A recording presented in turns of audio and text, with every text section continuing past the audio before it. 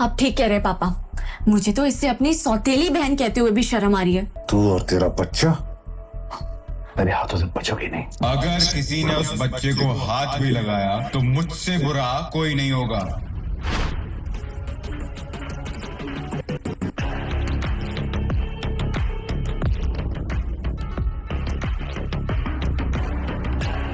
मुझे अविनाश में एक सहारा दिखता था और मैं उसके गले से लिपट गई, पर तभी मुझे एक जानी पहचानी सी खुशबू आई।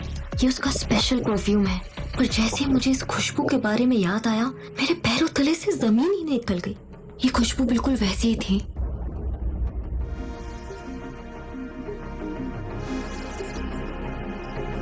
अव्या, क्या तुम मुझसे शादी करोगी अभी इसी वक्त? मेरी बैचलरेट पार्टी के दिन मैं बहुत खुश थी।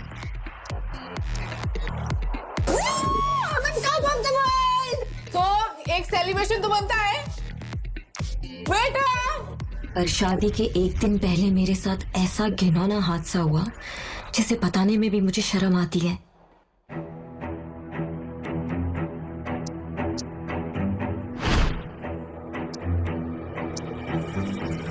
किसी ने मेरी ड्रिंक में नशीली दवाई डाल दी और बेहोश करके होटल रूम में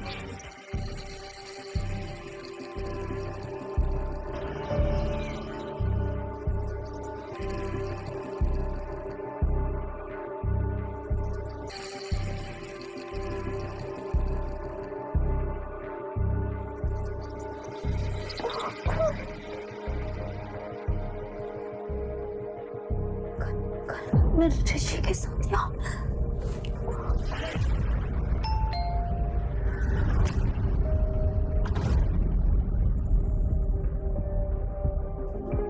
ऋषि, तुम बाहर कब गए?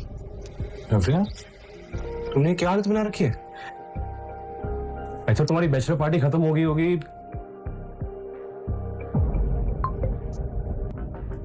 ऋषि, डोंट यू डेयर, अपनी जुबान से मेरा नाम भी मत लेना। ये बिस्तर, ये कपड़े, ये टाई और दारू के नशे में तुम्हारी सारी असलियत सामने आ गई। 2 दिन में हमारी शादी है और तुम कल रात को किसी और के साथ। नहीं, अब तुम्हारे साथ शादी करने का कोई मतलब नहीं।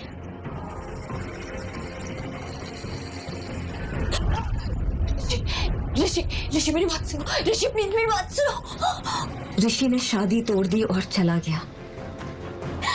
कैसे लगा शादी का तोहफा?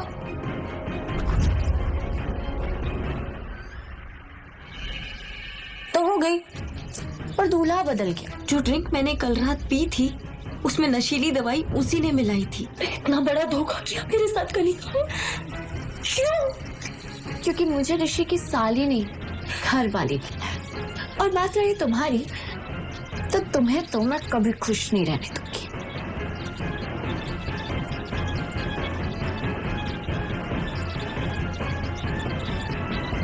शर्म, मुझे शर्म आती है तुझे अपनी बेटी कहते हुए।